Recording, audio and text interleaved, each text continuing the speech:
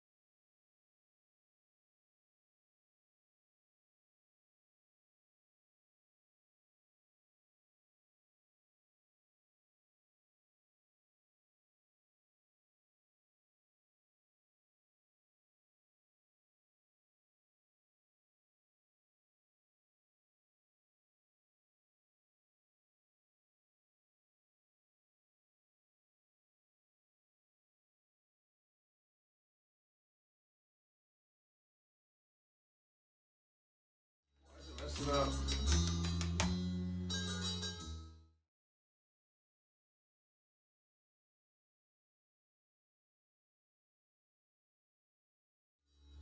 Give us 1 second. Technical difficulties.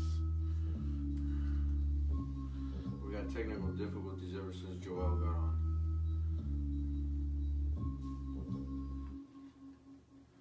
Cool. I got another song to play to keep it going.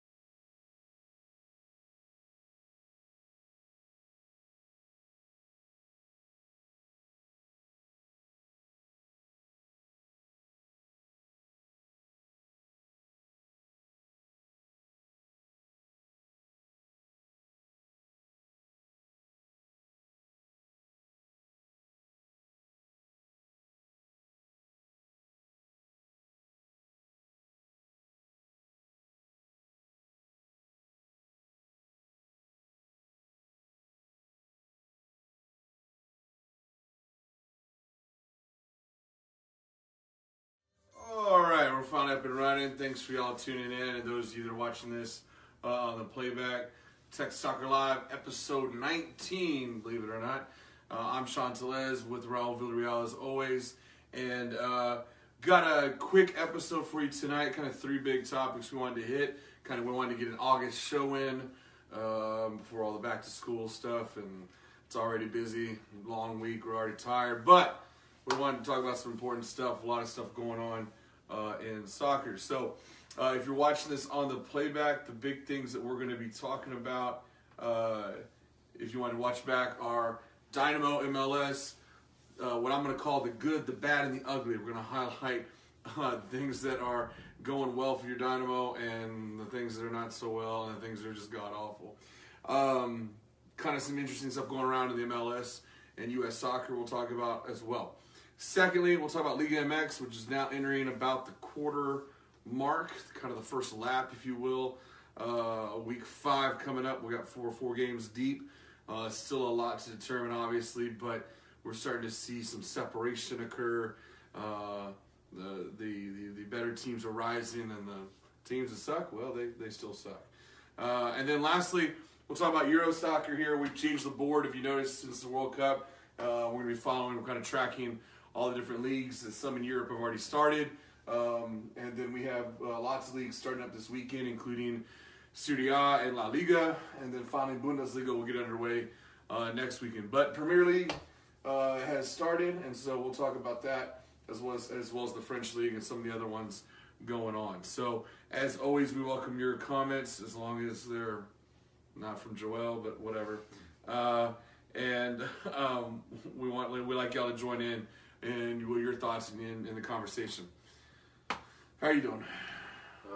Good.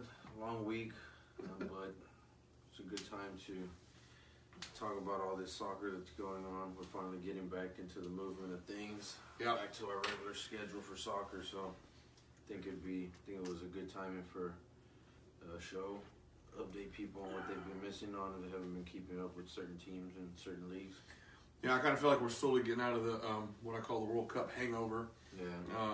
Where you're kind of depressed, don't know what to do, and then finally getting back in the swing of things. The whole world is getting back into their normal routine when it comes to their national leagues, their professional leagues in their countries. So Dynamo, I want to start off with interesting, very, very talk about something, more ups and downs in the Texas Cyclone and Astro world, if you know what I'm saying. It's just ridiculous. They got an interesting schedule coming up. The home stretch. There are 10 games remaining in the MLS season. They are far from the playoff line right now. They are sitting in 10th place out of 12 in the West. You got to be in the top 6 to make it into the playoffs. And they are home this weekend against Real Salt Lake. Got another home, second game of the Texas Derby against FC Dallas on the 23rd. And then they go away against the number 2 team in the East, the Red Bulls, and they finish up the Texas Derby, game number 3 in Frisco on September 1st. So not an easy stretch. By the way, after that, it doesn't get any easier. They got a home and away with Seattle. They got a home with Portland. They got an away with LA Galaxy and FC. So not exactly an easy road. But let's talk about the good first before we start tearing these guys down and tearing them apart. Besides having a crappy MLS season, for whatever reason, the Dynamo seemed, and you've been witness to it with me, and we've been at several, I've been in all of them, you come to a few with me. The Lamar Hunt U.S. Open Cup, which I know a lot of soccer fans say, oh yeah, it's whatever. It's a legit cup. It's been around for over 100 years. It's the oldest soccer trophy and prestige-wise, oldest period in the United States. So the Dynamo have been playing well there. They are now found themselves somehow, some way, after a ridiculous penalty shootout semifinal against LAFC the other night, a few weeks ago. They're now going to be playing the Philadelphia Union in the final on September 26th. So first of all, I want to get your opinion. Before we get into breaking down those games, how they got there and kind of the road, how do you see, in your opinion, you've played before, how does a team go from simultaneously playing for a cup between the divisional cup, and then your regular season? Talk about night and day. How is it you can go one day playing in a cup game and you look good and you win, and then, absolutely terrible the next? I just don't. What do you see as the explanation for that just split in gameplay? I think Well, I think it just depends on the coach because since they did 2 different seasons basically, so I think what he did, or maybe with the like the president for Dynamo, I think what he said was instead of going 50-50 on each, let's try and go 100% on one. If we can get it, then once that's over with, we can go 100% on a regular season. But I feel like the lineup that he's using, well, obviously it helped after the Philadelphia game. They actually came back, they played the Cup, and they had all their players that got red cards, so that helped them out. Yeah. So it worked out for them.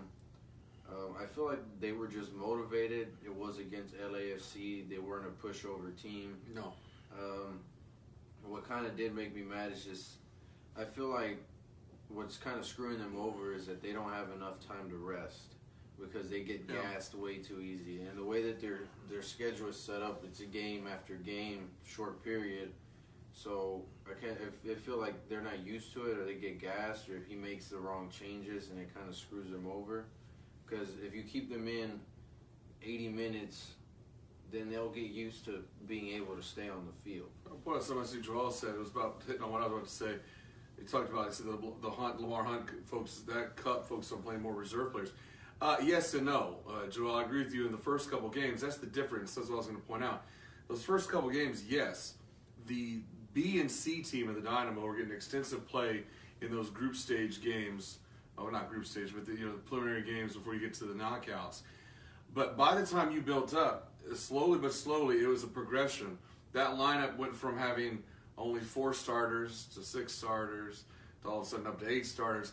Those last 2 games, the Dynamo were taking it for real. They played Sporting KC and the LAFC. LAFC, that game was 100% the usual regular season starters. Built up. What I'm saying is, it's one times I'm kind of critiquing Wilmer Cabrera here, that maybe he's not mixing things up on the regular season. It's the same. He's playing the same lineup almost with a few tweaks during the regular season.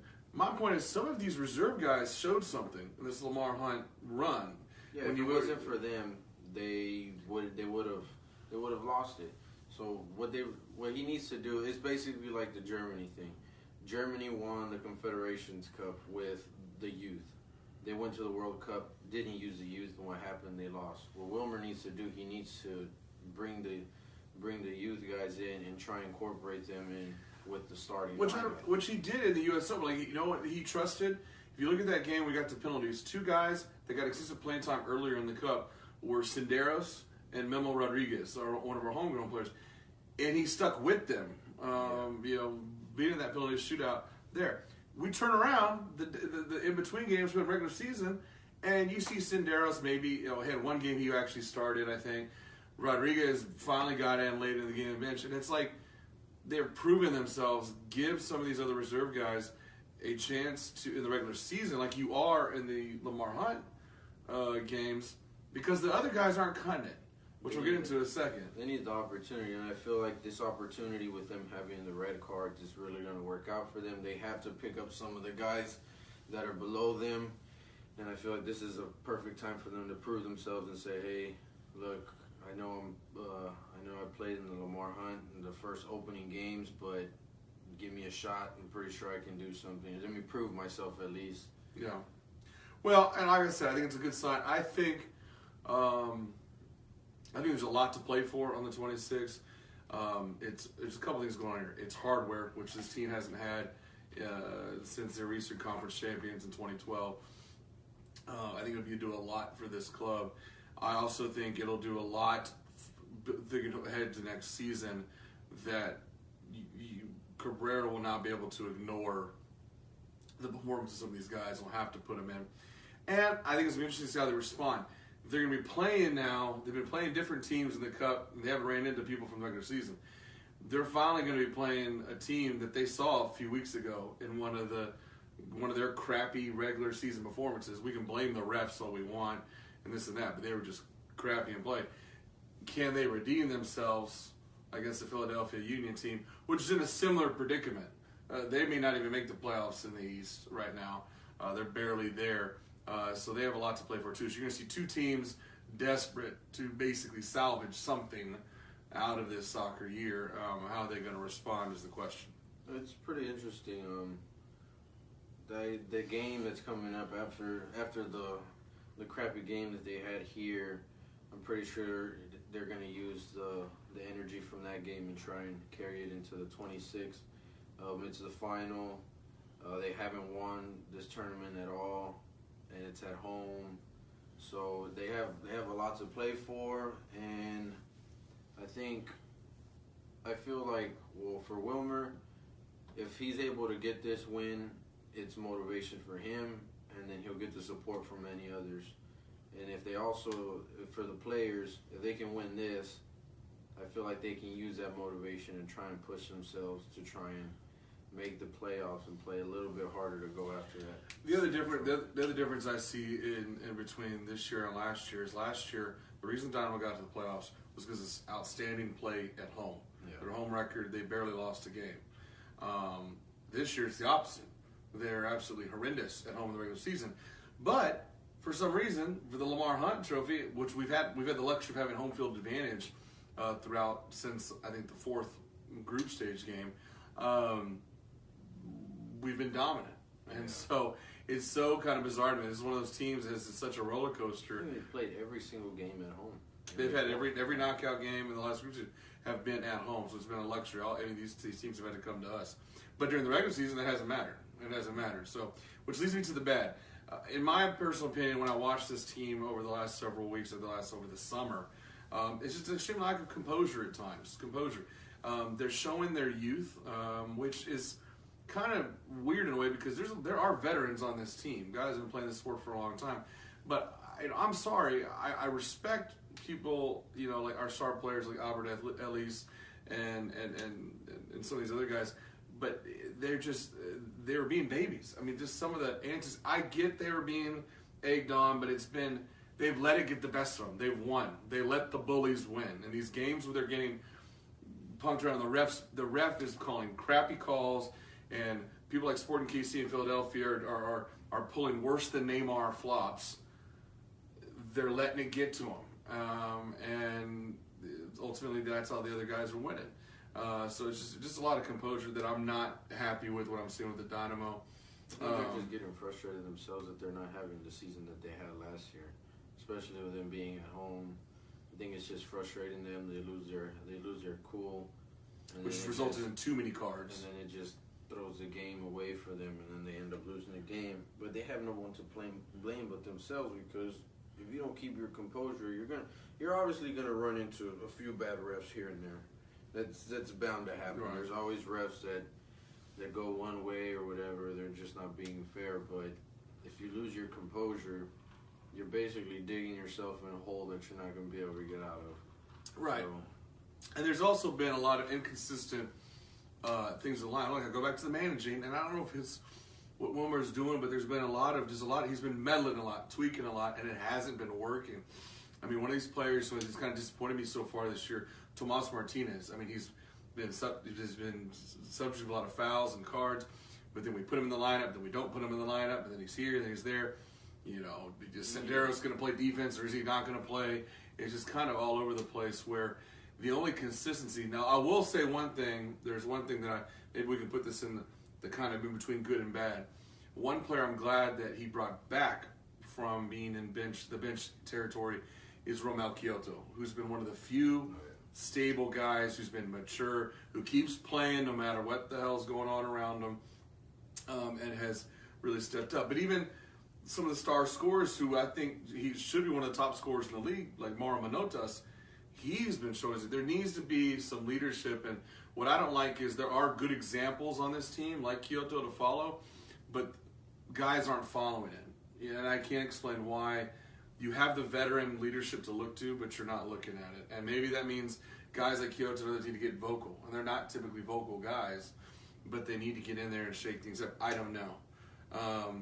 The last thing that's kind of disturbing is they get out to fast starts, but if they get behind early, they're not showing a lot of resiliency. They get frustrated, as you said. They get pushed over. Like that game, LAFC, they scored 2 goals. They were up 2-1. I think it ended up being, they ended up scoring a third. There was a 3-1. But what made me mad, and I noticed it right away, he made 2 subs that I knew. As soon as I seen him taking them out, I was like, okay, this is gonna backfire on him. Yeah. He took out, I believe he took out Kyoto first, and then the second goal came in 3-2, and then I think he took out Tomas Martinez, and that's when the third goal. And I believe that third goal was just crappy defense. The way that goal went in was just terrible. But then again, I mean, you can only do so much. The goalie came out wrong, but after he made those subs, I was like, it's going to backfire on him, and this is just going to screw everybody over. I thought they would have lost it in extra time because he didn't have any more subs. But they were like, well, I think the reason they went to it is because LA just got exhausted themselves. Oh yeah, they were down here in the Texas heat and the swamp of that muggy night. We were all sweating down there in that stadium, which leads me to the next part, the bad. We were sweating, along with the only 5,000 other fans that were there. That's the other thing it's just nuts. I mean, the last home, with the home field advantage, it's still not happening. I know every time I get on this show, I whine and complain about it, but it's just pathetic. I mean, we were in a semifinal of a title race, and the official attendance I found was 5,800 in a stadium that holds over 22,000. The ironic thing is the fan section actually wasn't as pathetic as usual. They actually were semi-organized and legit this time, but there was not the rest of the crowd. So, it's hard. I know it's frustrating times, but I think that what's starting to really bug me, and this is not just a Dynamo thing, it's not just a soccer thing, I think it's a Houston thing now. One thing I have to criticize my city about is that, man, we can be, I hate to say it, we can be fair weather a lot and lazy. We don't go out, we just assume the team's going to do well. And unless they are winning a championship, Astros fans, they don't come out in droves. And when they start losing or go through a rough patch, I'm not going to go. I mean, commitment. And, man, I see that with every team in this town. But unfortunately, the Dynamo, they've gotten the extreme short end of the stick. But I feel like them well, obviously it's a final. They're going to promote the hell out of it. So I'm pretty sure it's going to be a decent turnout. I'm not saying it's going to be sold out, but it'll be maybe 10, 15,000 people that show up. I don't know. I think their season average for games now it's been hovering around 11 or 12. Yeah, I mean, it's a final, show up, and this game matters. They're $20 tickets. If they win this final, you get to play in the Conca Champions. Yeah, which leads. I'm glad you just said that because why? And you answered my question earlier. Everyone's like, "Oh, why is it a big deal? It's just this stupid U.S. Open Cup, whatever." Puts you in a bigger tournament. Puts you in an opportunity to think about this. As crappy as the Dynamo have been playing lately, with one win, they find themselves in the CONCACAF Champions League in probably one of the biggest the biggest club tournament for this federation in all of North America. Yeah, because if you win that basically takes you to the World Cup of Clubs. So for the people saying it doesn't matter, it matters in the end. Trust me. I mean, it literally instantly pole vaults you to the same level in terms of your access to, not the same level as the team, I'm saying the same access to the same tournament that the likes of Toronto are going to be going to, that that Tigres have been going to, that all these champions have been going to. You're in. So Toronto, Seattle, Tigres, Chivas, America, all these teams, they play in it. Dallas made it to semis and they lost. That's how close they were. I was rooting for Dallas that one time. Yeah. Because that final would have been Tigres and Dallas. So yeah, it's just you guys need to understand this tournament matters. It's like it's Champions League like -10, but it's still worth it. Mm-hmm. The other thing is, and lastly, the ugly. We've kind of been already hitting on that, but yes, the play has been horrendous in the regular season. The officiating.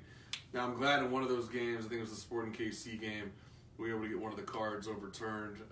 But people who know me, I usually hate when people start blaming the refs for stuff, and I'm like, oh, be quiet. We lost it. I gotta say though, there's been some bad, and not just in our games.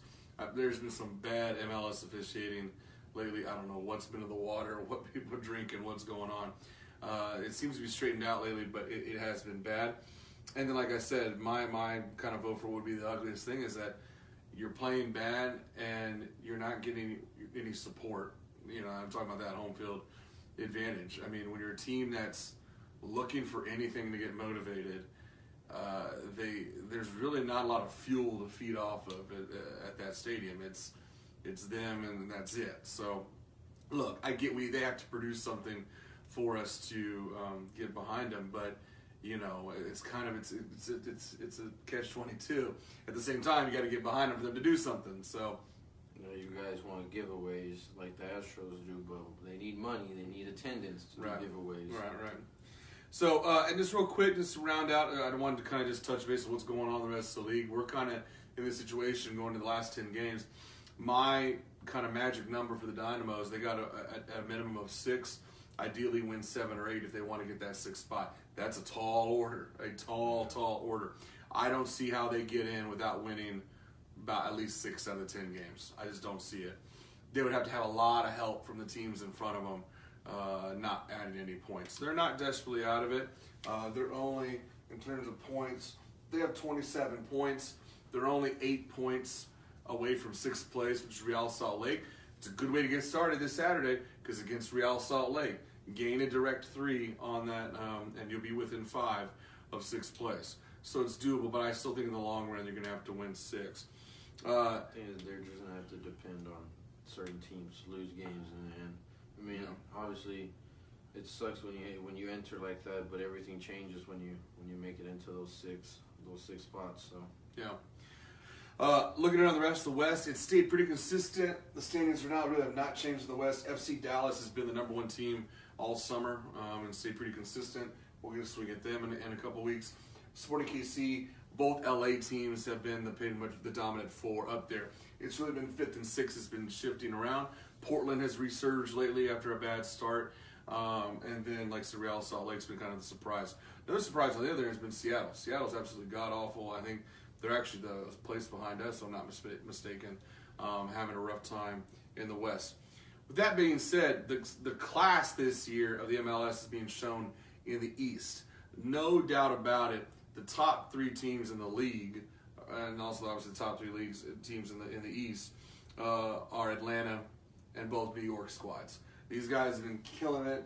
48 points already for Atlanta, with Red Bulls and NYC both with 47. So they got quite an exciting race out there. What's also exciting to see is that Atlanta is leading the league still in average attendance. They're putting, 55,000 in every single, in a football stadium, for a team. There's a direct correlation, y'all. They have the leading scorer, Joseph Martinez. Now, he's good. He's continuing his meteoric rise. This guy has 26 goals in only 24 games this season. That's insane. He's averaging more than a goal a game every single game. It's unheard of. But that being said, Joseph Martinez isn't that unique. There's equal talent around the league. I tell you, there is a correlation to that fan base. No. Because the rest of that squad's playing just as good. I want to touch on one thing on MLS. That's it. What do you think about Wayne Rooney's performance? Well, I'm glad you just brought that. Wayne Rooney is single-handedly, everyone kind of said, it's a PR stunt. He didn't have much left in the tank. Apparently in the MLS he has enough in the tank because DC United, when he showed up, not even a month and a half ago, they got their new stadium already, right? They just moved it. He debuted. The first game he played was in their new stadium. They were dead last in the East. Dead last in the East.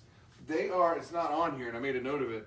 They are now, from dead last in 12th place, they are now 6 points, only 6 away from getting in the playoffs.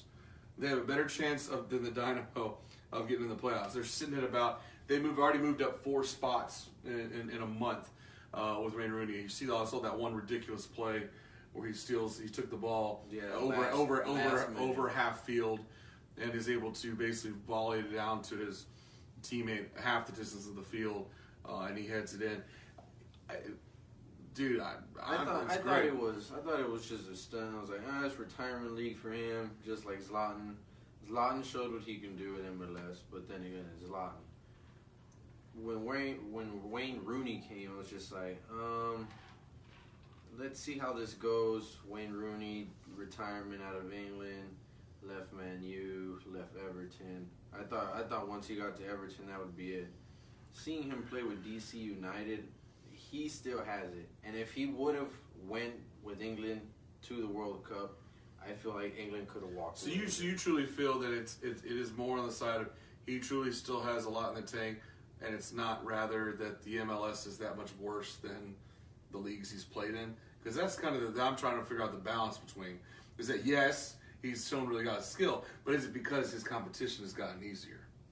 I don't think it's gotten easier. I just feel like he had to leave Europe because they have so many young stars coming up that the older stars can't really shine anymore. Right. You got kids like Mbappe and Dembele. Obviously, everybody's focused on them now, and then Wayne Rooney, he can't really shine like that anymore. Like if he was still with Man U, he's not gonna shine like he did in Man U because now you got Pogba. You had all these people. You're not gonna shine like you do. He has talent in that team. Obviously, Wayne Rooney scores goals and stuff. He does assists. Mm-hmm. The competition did get a bit easier, but he shows that he still has fight in him. Just on the topic of European players, MLS, I don't know if you saw this tweet. I was going to save it for the Euro section, but it applies to MLS. Did you see I think it was a tweet or maybe some post somewhere on social media by Griezmann, where he said he was I think tweeting back to Zlatan, saying, "Oh, just wait for me. We'll be reunited eventually in LA." And there's this talk and something like that. Is that just him BSing around? I mean, I just feel like Griezmann just still has a lot left in the tank. That do you think he would seriously ever consider a move to the Galaxy with Zlatan? I mean, that's what I've been waiting for. I've been waiting for a European in their prime to choose to come to the MLS. The advantage and how the only way that's going to happen is if teams, and LA is one of those teams, that would shell out the money. They're going to have to shell out money, and Atletico's going to have to fall hard for him to leave. Well, and that's not happening. And they're doing the exact opposite now. They're going up. Because the talks are of them basically bumping out either Real Madrid or Barcelona to be then one of the new top two competing for a La Liga championship now. I feel like he would, but it would have to be towards the end. I don't even think Zlatan would be playing anymore when he goes over to LA. True. So, but then again, you see Wayne Rooney, Zlatan, David Beckham, a lot of these Schweinsteiger, a lot of these European players come to the MLS. You got Kaká, and make huge impacts on the teams. Speaking of more Europeans, I'm interested to see. This is, I don't know if y'all saw this. I posted on the Tech Soccer Live page. Not next season, but in 2020, we mentioned Miami's coming on as a team, and they revealed Is their that the only team that's coming up? Nashville is also coming on. Oh, they're coming on also. Cincinnati first next year, and then then it's going to come both Nashville and Miami at the same time. That bumps them up to how many teams? They're going to have 26. They have 23 right now, so they're going to 26. Yeah, 26. They'll have an even 13. That's gonna suck. And they have said publicly they're going to 28 at least. Damn. So they will go to 2 14-team divisions. But if you check out that logo, I'd love to get y'all's opinion on the page. I thought it was pretty cheesy. A couple flamingos that form an M, and they neon lights. Looked like I was playing GTA Vice City back in the day, going to the club or something. It just looked. It screams 1980s Pablo Escobar, Miami. I know David Beckham had nothing to do with that logo. It's terrible. He would have come up with something way better, but. And here's the other thing the MLS news. It appears that Austin is indeed. I don't know if it's going to happen. I think if it's going to happen as early as next season, but definitely by 2020 is going to Columbus Crew. The owner was waiting on either Austin or San Antonio. to get a stadium deal, and the Austin City Council a couple days ago approved the building of something like a $60 or $70 million soccer specific stadium that meets MLS standards. And the owner of the Columbus Crew said that's what they've been waiting on. So Columbus Crew, it's just a matter of time now, will soon become the Austin Crew or whatever they decide to rebrand as. I feel like that. It sounds bad, but I think Austin having a soccer team will kind of explode more than the Dynamo is right now.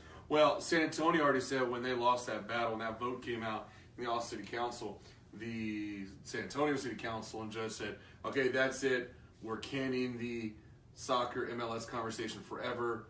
We're not getting a team. They ruled it out completely because they said the market would be too crowded. So it sounds like Austin won the race, and they will be the third and final Texas team. That's what's cool about Texas, is right? We can support 3 or 4 professional. But I feel like San Antonio would have been the better move. I mean, it makes some more logical. They had the Scorpions, and then I mean, wait, are you discrediting the Austin Aztecs? I mean, come on now.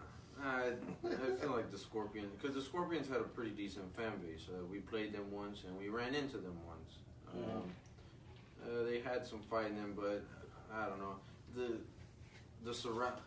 environment in Austin is just, it's known for football and partying. It's not known as soccer. I think it's going to gain a lot of San Antonio area fans are going to become fans of that team just because Austin, San Antonio metro areas are becoming a bigger metro area in the center of the state and the hill country. They kind of merge. The cities have grown closer together. I don't know where the stadium's going to be located. I think it's more on the southern side of Austin. So remember, people live in San Antonio, that's a 45-minute drive. Heck, that's like me driving down to Clear Lake. You know, it's like it's doable for them to get. They're going to draw in fans more, not just from the Austin area. So it'll be interesting. I kind of hope that the Columbus Crew kind of get like their fan base. They kind of get they get help to at least go see the team play. Well, it's interesting because that's Ohio losing a team, and then they're instantly gaining Cincinnati FC. So it's kind of interesting how the state is shifting. So that's it for the MLS. Let's get into south of the border Liga MX, which is not towards the end of the season. It's still in the first stage, week 5. Current standings, as you can see up on the board here, the only 2 remaining teams that have not lost a game are Pumas and Cruz Azul. They've had 1 tie each. Who would figure? You know? But hey, that's what's happening. Pumas with a +7 goal differential. Pumas has been scoring all over the place. Club America has been on the surge lately with 9 points in 4 games with a +7 differential. Santos for Monterrey also with 9, so that's your 5. And then rounding out your top 8, you have Toluca and Monarcas with 7, and Tigres in that 8th spot with 6. Everyone's, like I said, very bunched up. You only got 4 points, 5 points separating the top 10. So it's still, obviously, we all know it's early, but you're starting to see the usual suspects rise and the usual suspects fall. So let's do a little rapid fire here. Let's go through our games for the weekend, and you give me your picks, and let's go back and forth. Tonight, actually, I think it just kicked off was Veracruz and Chivas, a battle of the bottom. I didn't even put them up there because they're in the bottom 4 teams. Who do you got in Veracruz and Chivas? Veracruz home, by the way. Yeah, Chivas has shown a little bit of fire, but they always end up losing anyways. I'll say 1-0 Chivas. Because Veracruz is, I think they're close to going to 2nd division. They're perennial losers. So yeah. I think even as crappy as Chivas has been in the last year, I think they can win a game. They can't pull a win out of that. They can't win anything. If they can't win in Veracruz, take yourselves, regulate yourself at that point. Second game, late game tonight, Atlas versus Monarcas. I got Monarcas. Let's say Atlas. Yeah, they are at home. Yeah. Saturday's game, does Cruz Azul stay perfect? They play Leon, who's towards the bottom of the standings, but they're playing away or home? They're home. Cruz Azul home against Leon, who's I think in 15th place, something like that. I don't know. I'm gonna say Leon will upset and give them an upset. So you're saying after this week that they will not be perfect. Okay. I think Cruz Azul at home will hold it.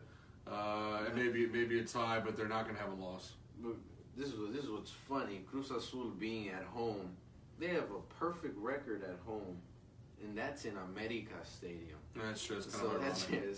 that kind of sucks. It's kind of ironic. A battle of bottom teams again. Pachuca and Lobos. Pachuca being home. I'm gonna say Pachuca. Let's go with Pachuca. Necaxa and Puebla. I'm gonna say Necaxa. I feel like they can pull it off. I go with Necaxa as well.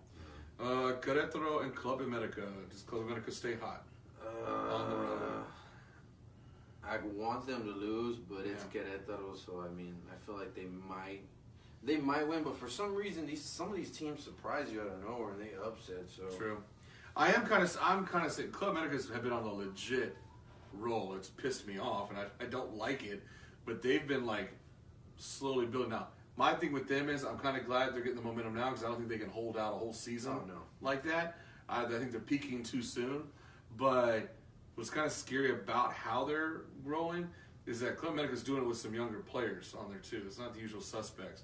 And so, I don't know if that means that we're about to see a resurgence or what. I hope not with Club America. And I'm interested to see your take on this one. Rayados is home against the perfect Pumas in first place. Can Rayados knock off Pumas, who's been on a roll?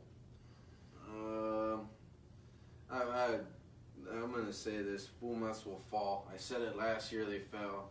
They'll fall. It's just these first couple games, they go all out, and then they can't finish for some reason. I will say if it's going to happen right now, I mean, having to go on the road to Monterrey is going to be tough for them. And I have faith in my team. I think they'll pull it out. But if Monterrey shows up like they did against Club America last weekend, and Club America started rolling on them, shoot, the way Pumas is scoring, it's going to look bad for that coach. You lose to America and then you lose to Pumas. Yeah, it's not going to look so good for him. Especially early on. We can't afford that early in the season. So that rounds out Saturday. And Sunday, our last two games, we got Toluca home against Tijuana. Toluca. Go Toluca. And I think you already know how this one's going. Santos home against Tigres. Tigres, hopefully. We beat them. What's been going on with them lately? They seem kind of like, they have you got your usual hero ball by Gignac, and you got some good young guys, but it seems a little like not as explosive it's been, especially in the last couple weeks. Well, they're playing in Copa MX. They just recently won, I think, 5-0 on Wednesday. Right. So I feel like he's trying to let's try and win this one, get this out of the way if we can. But what I want him to do is focus on the regulars. That Copa MX, I'll take it. Be nice to win it, but I want a 7th star. That's what I want. But Duca is just no matter all the trash that we talk and what we want, he's gonna decide what the hell works best for him. Right. So I'm gonna pick Tigres to win that, but they haven't been as explosive. The refs have been kind of bad. I think they played. I think they played Toluca. They elbowed one of our players in the face. He had to be subbed out. Too much blood was coming out of him.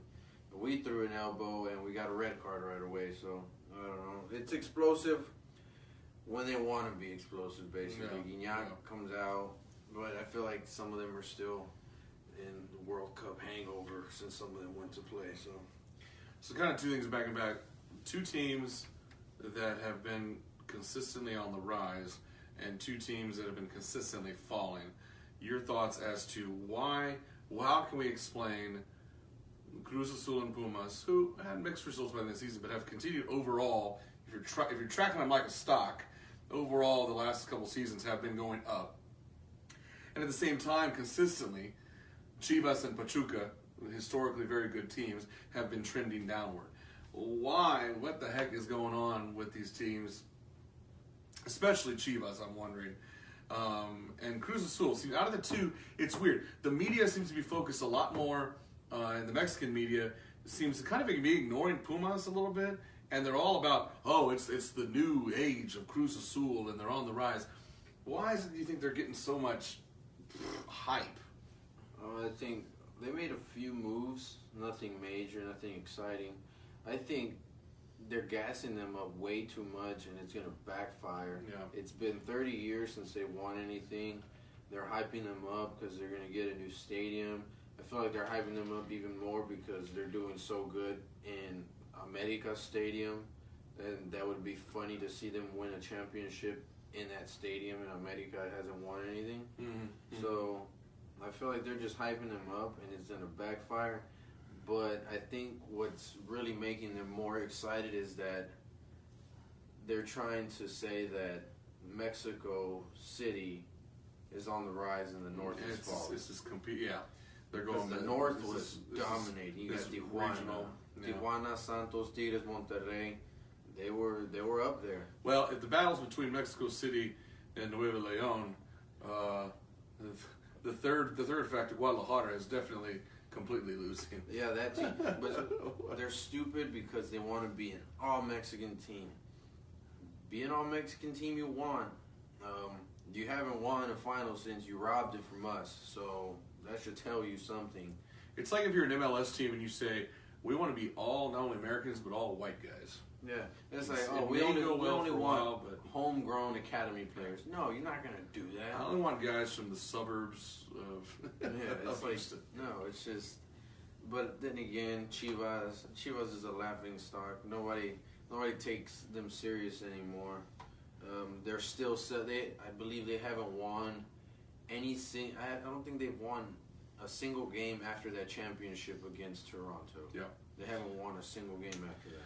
Your thoughts on ESPN just came out with some Liga MX power rankings after the going into Week 5, and here's how they ranked them power ranking wise, and compare it to the actual rankings.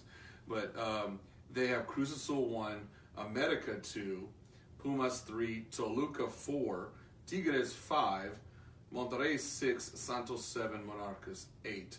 Some notable differences: they have America all the way up at 2, ahead of, and Pumas knocked down. Tigres all the way up at 5, even though they're currently in 8. Monterrey only a difference. The other interesting one is Toluca, who's in 6th place.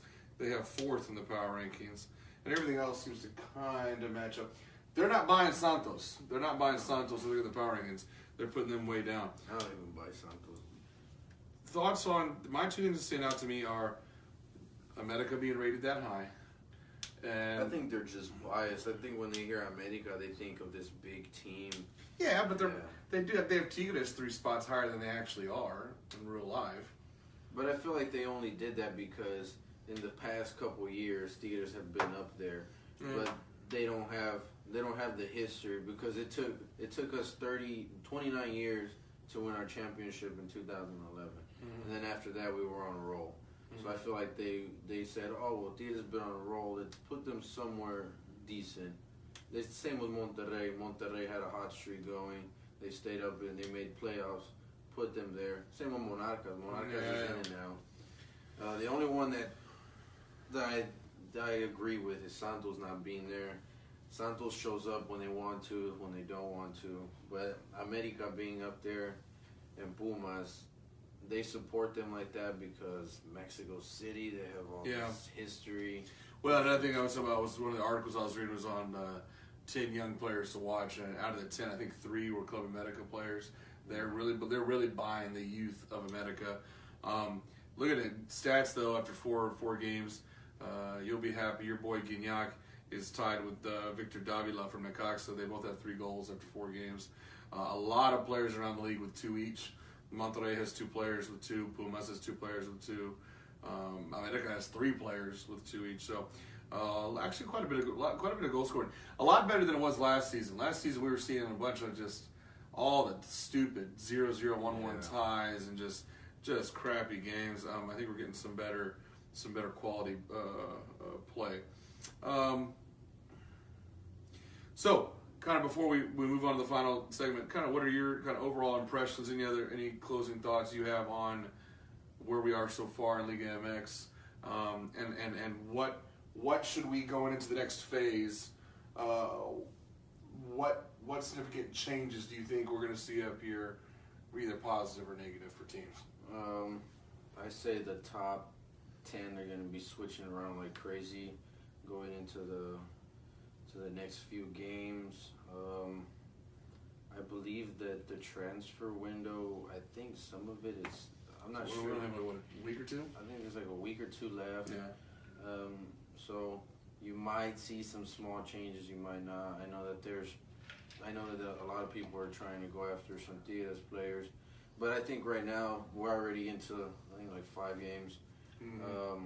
I don't see any players leaving or moving unless it's a big offer. By the way, I love how Richard joins when we get done talking about Club America. Yeah. Way to go, Richard. Oh, yeah, but it's just stay focused on it. There's going to be a lot of movement. I'm pretty sure you'll see Cruz Azul and Pumas fall. Monterrey, Tigres, America, they'll be moving around.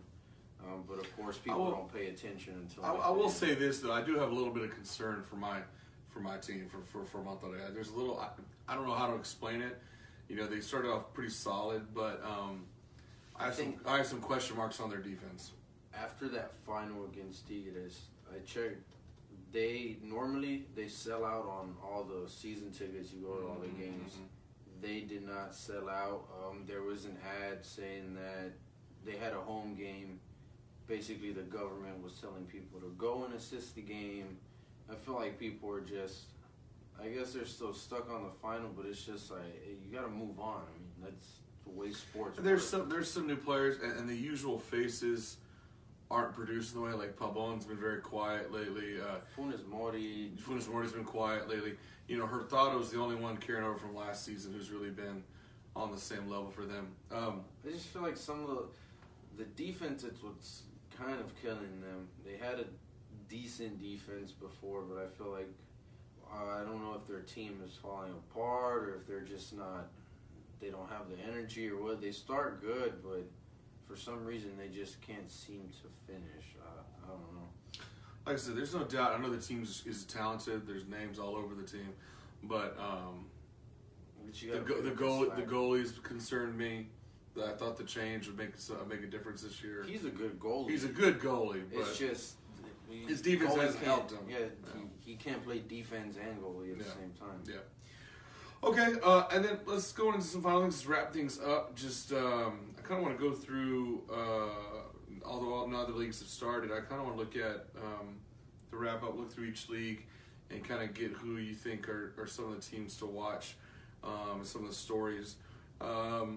You know, one thing I find interesting, La Liga that's starting next week has agreed to, you know, usually when these Euro teams come and play here, it's just to make money as exposition. They actually made a contract. They're going to play, I know it doesn't sound like a big deal, but one regular season game that actually matters will be played for the next 15 years. So there'll be La Liga games, at least one a year. I don't know if it's starting this year or not. I think it's starting this year. That will actually matter.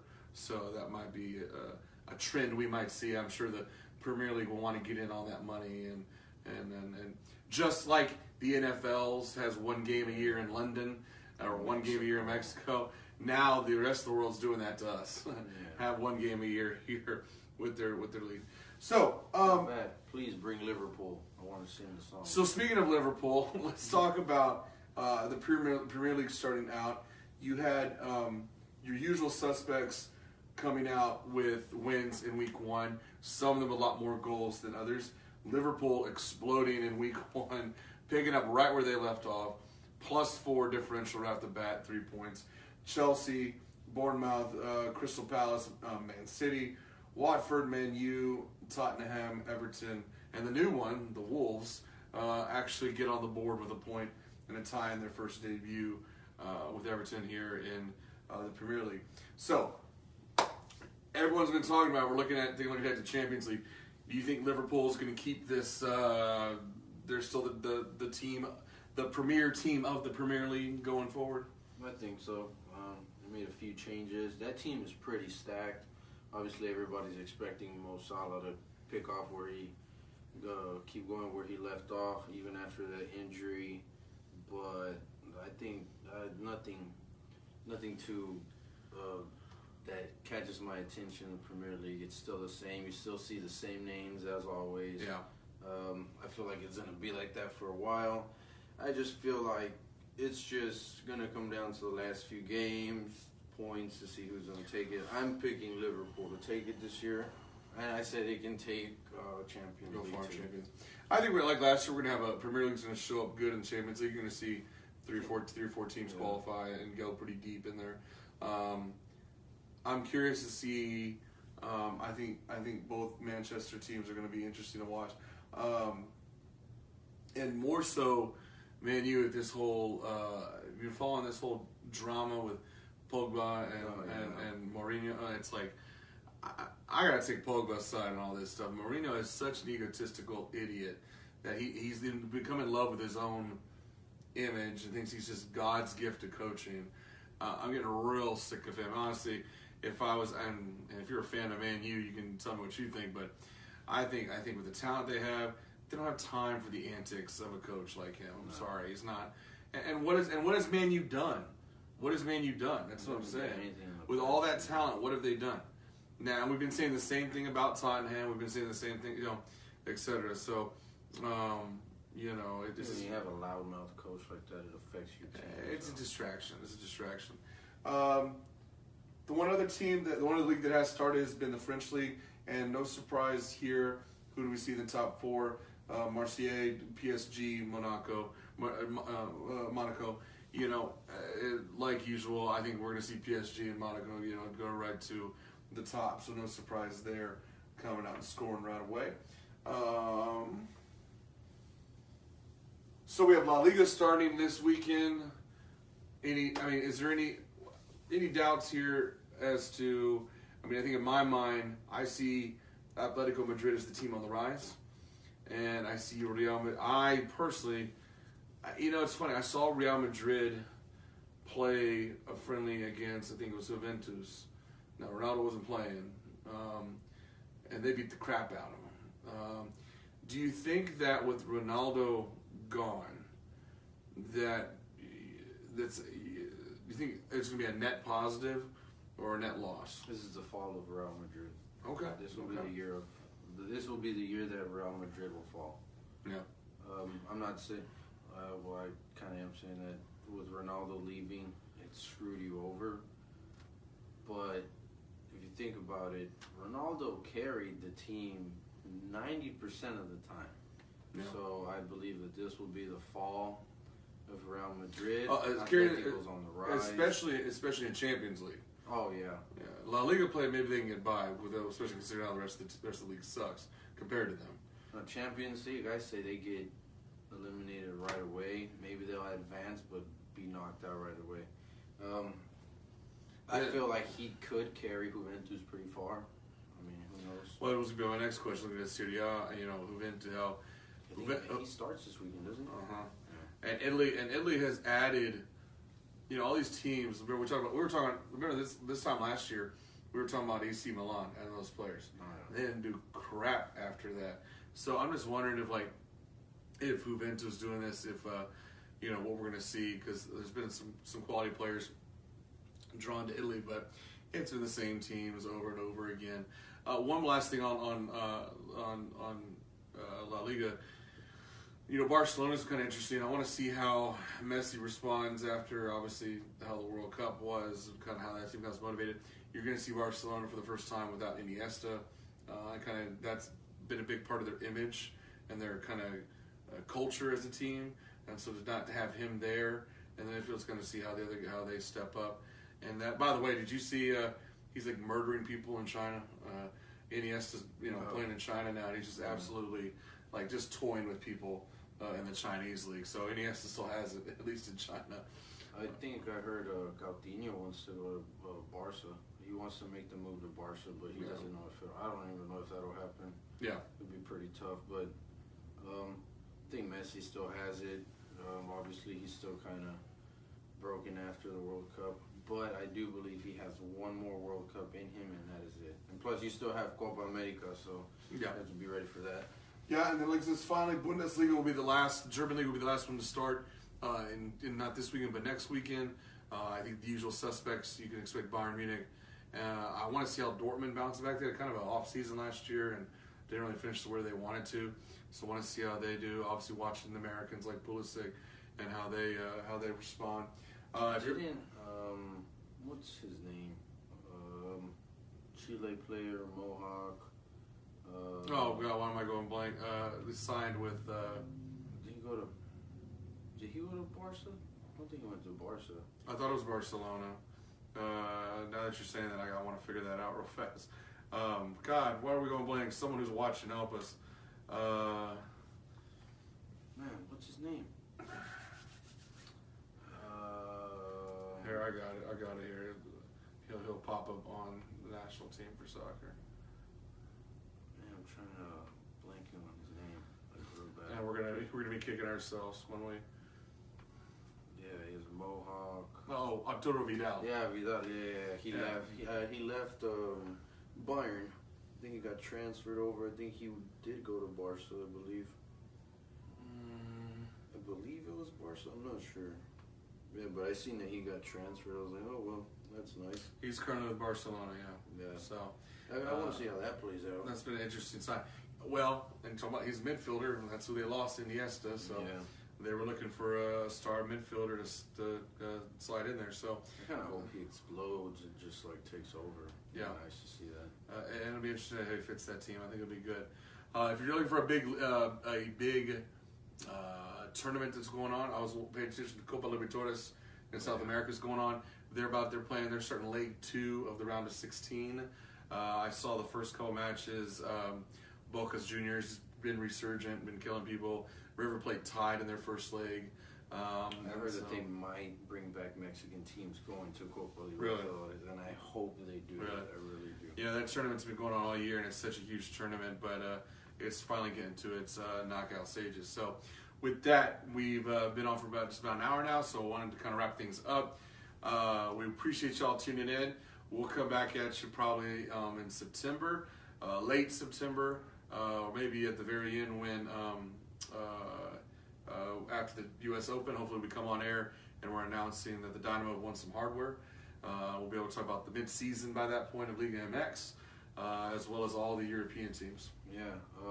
If any of y'all like support like Mexican teams and stuff like that, they're gonna have a few games here in Texas. I know Cruz Azul is coming, Atlas is coming, Chivas is coming, and León is coming. I believe Chivas, Tigres, Austin, Tigres, Atlas, Edinburgh, Texas, Tigres, León, and San Antonio, and Tigres versus Cruz Azul. I think it will be here. So if you guys support any of those teams, you'll want to go check those games out. Just be ready for that. Oh, and the friendly game, Mexico versus Uruguay. Uruguay, September 7th, Friday night at NRG. So if you want to go, take a chance to see some international teams play each other. It's their final game of their post-World Cup tour. So December 7th, Mexico, Uruguay, NRG. So don't forget that. You got your Dynamo playing Saturday. Make sure if you haven't already, get your friends. We're live streaming these shows from the page now. So obviously on here, you should be connected to the page. But please share out this video, like the page, and get connected, follow. We're updating and putting stuff out daily and kind of getting your feedback and comments. Everything from funny, comical, just stupid stuff going on to actual serious updates. I usually put out a Liga MX update at the end of each weekend, as well as a breakdown of the Dynamo game. So make sure you're on there. Hopefully we'll do some giveaways next time, but we'll see what we want to do. We may give away some more of our show shirts, maybe get some more Dynamo tickets to give away. Suggestions are welcome. So appreciate y'all tuning in. For Texas Soccer Live, I'm Sean Telez. That's Raul Villarreal. We'll see you next time for episode 20. Get tickets to the final, please. Go to the final. Support the Dynamo. Yes, sir. Get the fan section full for once.